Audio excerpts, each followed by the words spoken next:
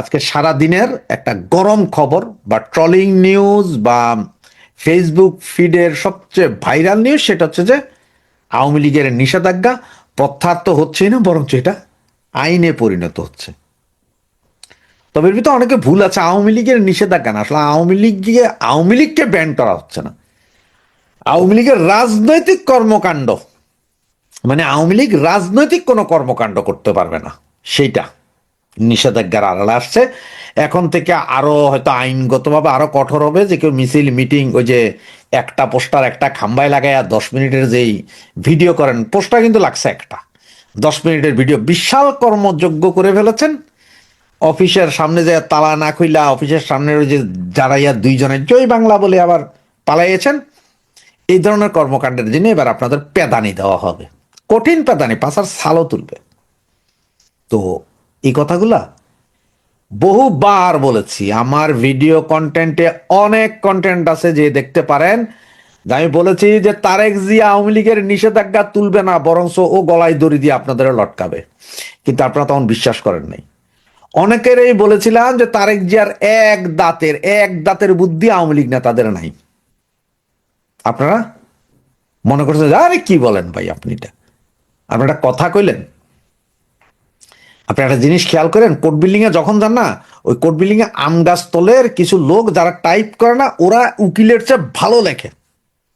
Maximum সময় দেখবেন যে উকিলটা একটা সামারি দেয়, ওরাই বাকিটা সাজায় দেয়, কারণ ওদের বুদ্ধি বহুত বেশি। তারেক জিয়া সেই জাতীয় লোক, আপনারা বিশ্বাস করেন না। এই যে এখন তারেক জিয়া, কেউ কি মনে করছেন আপনারা ইয়ের আগে, ইলেকশনের আগে তারেক জিয়া আপনার পৃথিবীর বিখ্যাত পত্রিকা টাইমস ম্যাগাজিন বা কিছু একটা, এমন কোন একটা ভাই সঠিক মনে নাই, সেখানে বলছিল যে আমরা নির্বাহী আদেশের মাধ্যমে কোনো দলকে নিষিদ্ধ করুক, এটা আমরা চাই না। কারণ হচ্ছে যে আজকে আওয়ামী লীগ নিষিদ্ধ হবে, কালকে হয়তো আমার দল পড়বে। এগুলা শুনে আপনারা এত মজাদার হয়ে গেছিলেন যে আহা হা, তারেক ভাইয়া আসলে না জানি আওয়ামী লীগ আসবে,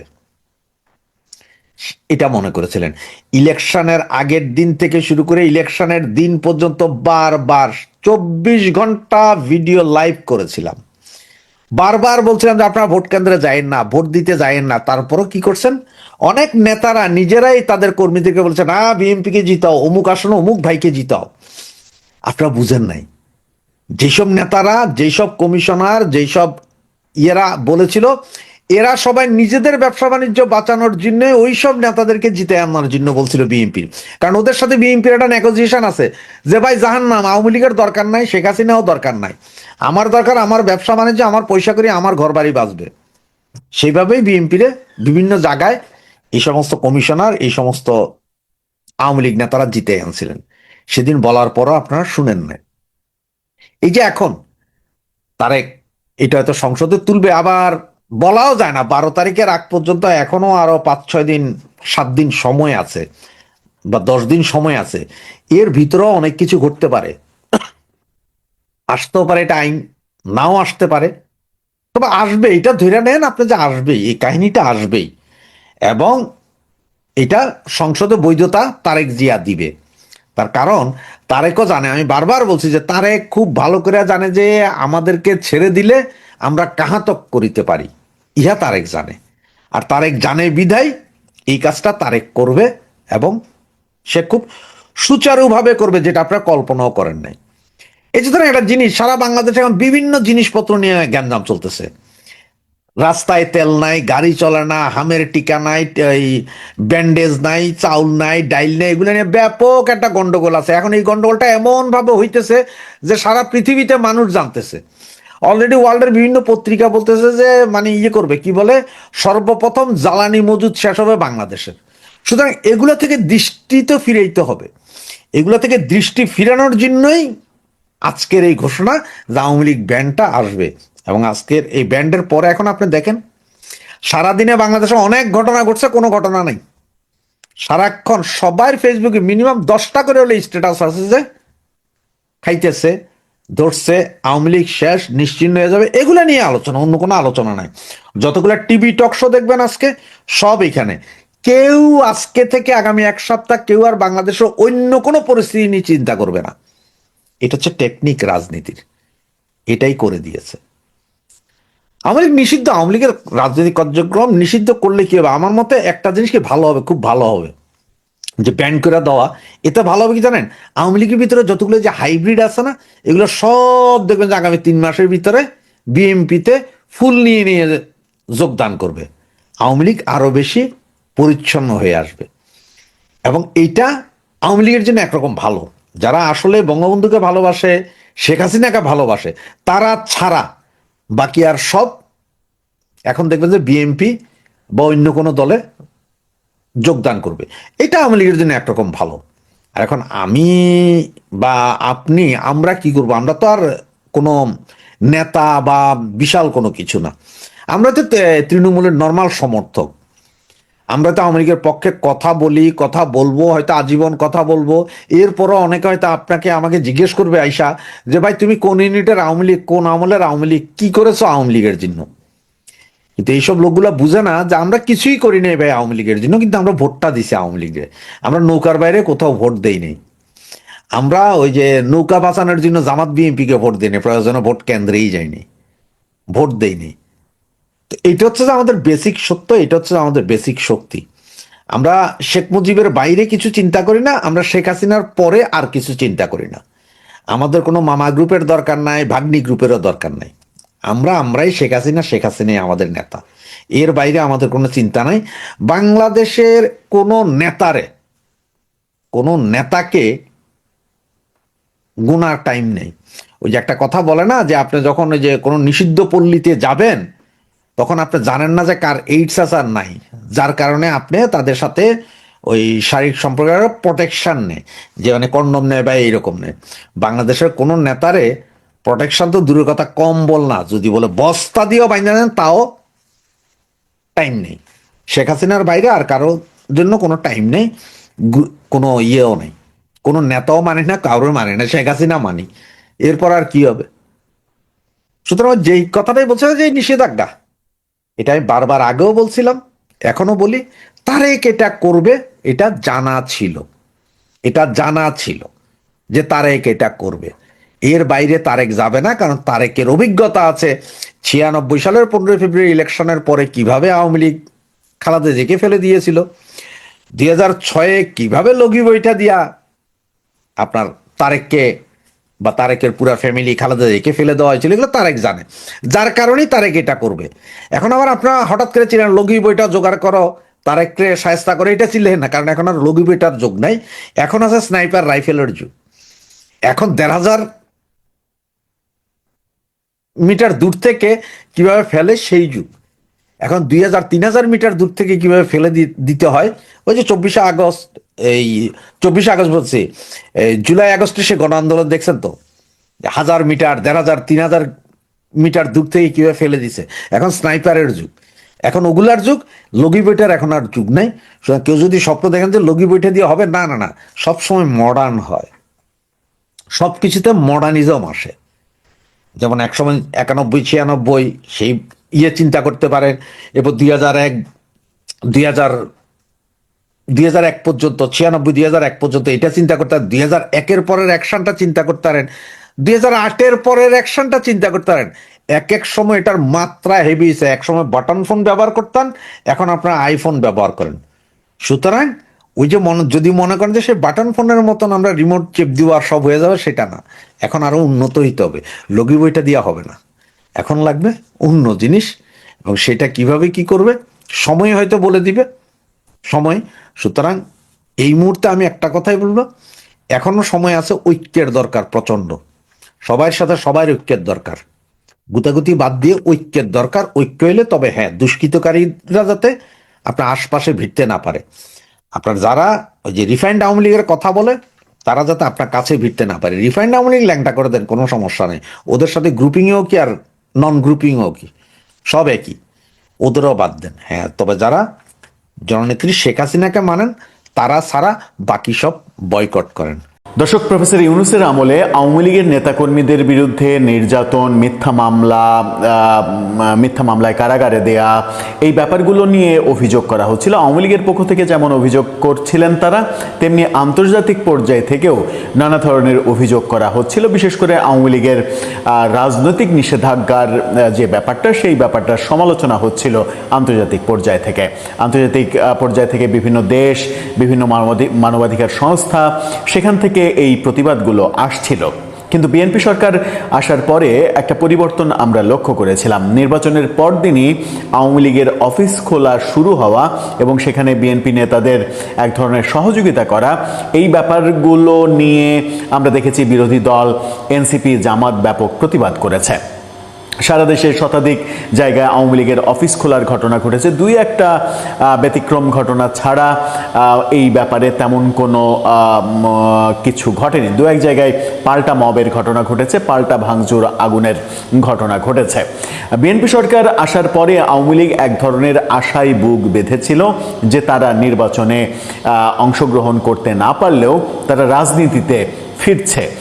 রাজনীতিতে ফেরার এই যে আশা, এবং আমরাও বলছিলাম যে হয়তো বিএনপি সরকার প্রফেসর ইউনূসের জারি করা যে অধ্যাদেশের আইনেই আওয়ামী লীগের উপরে নিষেধাজ্ঞা দিয়েছিল, সেই অধ্যাদেশ আদতে সংসদে পাশ করবে না এবং প্রফেসর ইউনূসের নেওয়া সিদ্ধান্ত অটোমেটিকলি 12 এপ্রিলের মধ্যে বাতিল হয়ে যাবে, আওয়ামী লীগ আবার রাজনীতিতে ফিরবে। কিন্তু ভয়াবহ একটা খবর এসেছে, যেটা আওয়ামী লীগের জন্য এযাবৎ পর্যন্ত সব থেকে খারাপ খবর, অন্তত বিএনপি সরকারের আমলে সব থেকে খারাপ খবর। সেটা হচ্ছে যে আওয়ামী লীগ নিষিদ্ধ করা হয়েছে যে অধ্যাদেশের আইন অনুযায়ী, সেই অধ্যাদেশ এবার শোনা যাচ্ছে যে বিএনপি সেটা সংসদে পাশ করবে এবং সেটাকে আইনে পরিণত করবে এবং সেখানে নতুন করে শাস্তির বিধানও যোগ করা হবে। তাহলে আওয়ামী লীগের রাজনীতিতে ফেরা বোধহয় আর সহসা হচ্ছে না। এতে করে বিএনপি কি তার নতুন রাজনৈতিক ঝামেলা তৈরি করতে যাচ্ছে, আন্তর্জাতিক চাপ আরও বাড়াতে চাচ্ছে? চলুন একটু আলোচনা করে দেখি কোন পরিস্থিতির দিকে যাচ্ছে। আওয়ামী লীগের বিরুদ্ধে নেয়া অ্যাকশনগুলোকে যদি আইনে পরিণত করে, প্রফেসর ইউনূসের নেয়া অ্যাকশনগুলোকে যদি বিএনপি সরকার আইনে পরিণত করে, আরও বেশি কঠোর আইন করতে যায়, তাহলে সেটা করে তারা কতটা স্বাচ্ছন্দ্যে থাকতে পারবে, সেই আলোচনাই করবো এই ভিডিওতে। থাকবেন। চলে যাচ্ছি মূল আলোচনায়। গণমাধ্যমে খবর এসেছে আওয়ামী লীগের বিরুদ্ধে নিষেধাজ্ঞার ব্যাপারটা উঠছে না, বিএনপি আরও শক্তপোক্তভাবে সেটাকে আইনে পরিণত করতে যাচ্ছে। সমকালের এই শিরোনামটা দেখে নিন, সেখানেই বলা হচ্ছে আওয়ামী লীগের কার্যক্রম নিষিদ্ধের অধ্যাদেশ আইন হচ্ছে, যুক্ত হচ্ছে শাস্তির বিধান। অর্থাৎ যেখানে শাস্তির বিধান ছিল না, সেখানে নতুন করে আবার শাস্তির বিধান যোগ হচ্ছে। তার মানে আওয়ামী লীগের রাজনীতিতে ফেরাটা সহসা আর হচ্ছে না।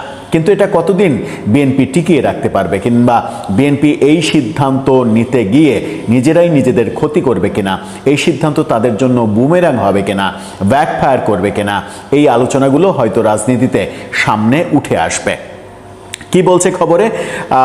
সন্ত্রাস বিরোধী অধ্যাদেশ যেটা প্রফেসর ইউনূস জারি করেছিলেন, সেটা আইনে রূপান্তর করতে যাচ্ছে বিএনপি সরকার। অধ্যাদেশটি সংশোধন করে শাস্তির বিধানও যুক্ত করার প্রস্তাব করা হয়েছে। অর্থাৎ যে কমিটি গঠন করা হয়েছে সংসদের, সেই কমিটি এই প্রস্তাব করেছে। অন্তর্বর্তী সরকারের সময় বিএনপি বলেছিল নির্বাহী আদেশে কোনো রাজনৈতিক দল নিষিদ্ধ করার পক্ষে নয় তারা, কিন্তু এখন সেটাকেই আইনে পরিণত করতে যাচ্ছে তারা।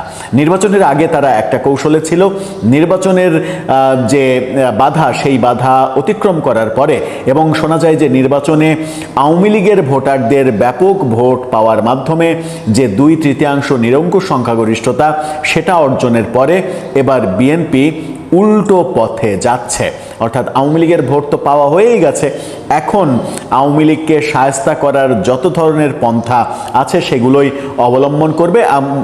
ব্যক্তিগতভাবে আমারও তাই মনে হয়, সেটাই করতে যাবে হয়তো বিএনপি, কারণ তারা আওয়ামী লীগের শাসনামলে ভয়াবহ নির্যাতনের শিকার হয়েছে বলে দীর্ঘ 15.5 বছর ধরে তারা অভিযোগ করে আসছিলেন, এবং কিছু ক্ষেত্রে তো সেই বাস্তবতা আমরা চরমভাবে দেখেছিও। কি বলা হচ্ছে যে তারা তখন বলেছিল যে এ বিষয়ে জনগণই সিদ্ধান্ত নেবে, কিন্তু সরকার গঠনের পর বিএনপি অধ্যাদেশটিকে আইনে পরিণত করার উদ্যোগ নিয়েছে।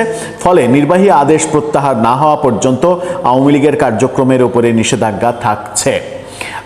অধ্যাদেশ যখন পাশ হচ্ছে তখন প্রফেসর ইউনূসের জারি করা যে নির্বাহী আদেশ, সেই নির্বাহী আদেশ এখন ঘটা করে বিএনপিকে তুলে নিতে হবে। আর একটা বিজ্ঞপ্তির মাধ্যমে তুলে না নেওয়া পর্যন্ত অটোমেটিকলি সেই আদেশ আর বাতিল হওয়ার কোনো ওয়ে থাকছে না।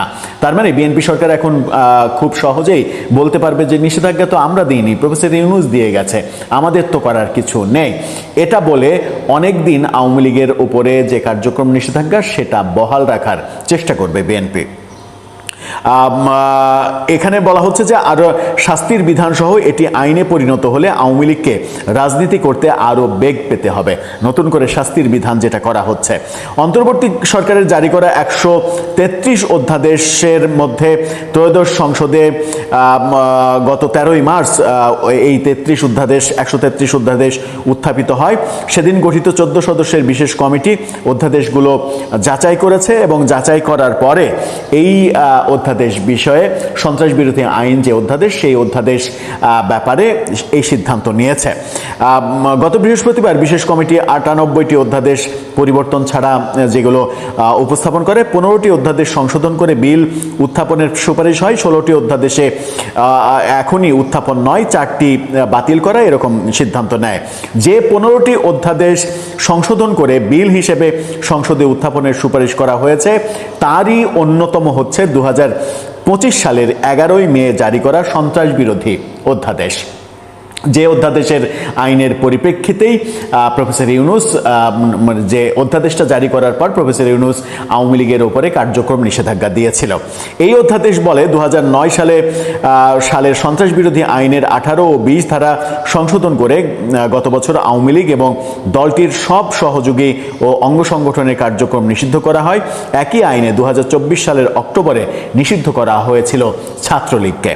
এনসিপি নেতারা গত বছরের 9 মে রাতে তৎকালীন প্রধান উপদেষ্টা ডক্টর মোহাম্মদ ইউনূসের বাসার সামনে দাবি তোলে এবং সেই দাবিটা অনেকেই বলেন, সমালোচনা করেন এবং এটা মোটামুটি সত্য যে প্রফেসর ইউনূস এটা মেটিকুলাস ডিজাইনে এই আন্দোলনটা তাদেরকে করতে বলেছিল যেন ওই অজুহাতে আওয়ামী লীগের নিষেধাজ্ঞাটা দেয়া যায়।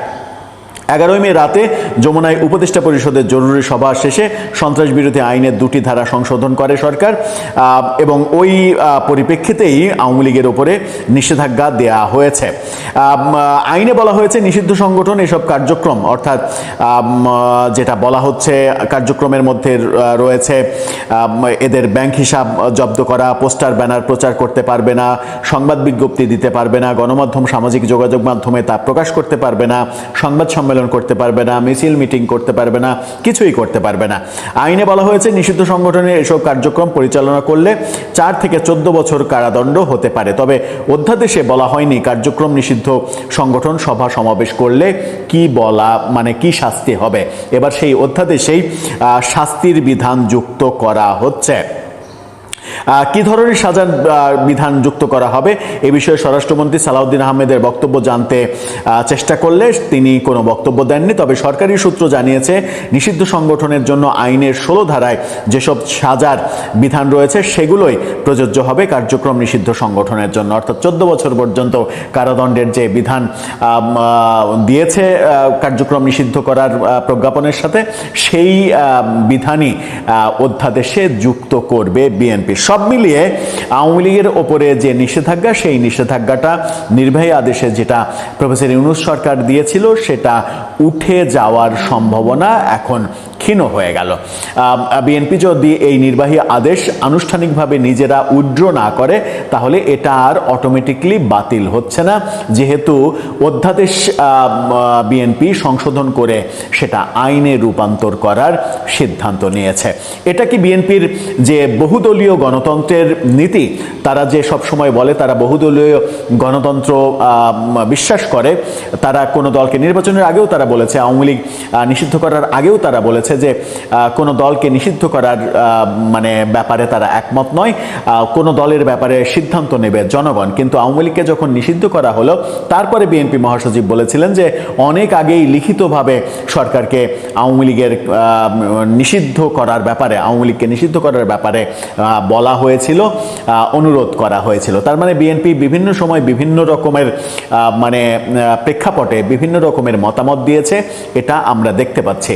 এখনকার প্রেক্ষাপটে যেটা করতে যাচ্ছে তারা, সেটা তাদের জন্য বুমেরাং হবে কিনা, সেটা করার ফলে আন্তর্জাতিকভাবে আরও বেশি চাপের মুখে তারা পড়বে কিনা।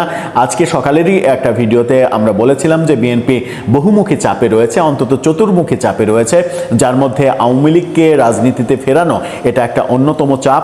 মাঝখানে 2 দিন পরে পররাষ্ট্রমন্ত্রী ডক্টর খলিল তিনি যাচ্ছেন ভারত সফরে, সেখানে আবার নতুন করে চাপের মুখে পড়বে। আজকে গণমাধ্যমে যে খবর বেরিয়েছে, এই খবর নিশ্চিত করে ভারতীয় কর্তৃপক্ষ এটা আমাদের পররাষ্ট্র উপদেষ্টা, পররাষ্ট্রমন্ত্রীর সঙ্গে শেয়ার করবেন এবং সেই ব্যাপার নিয়ে কথা বলবেন।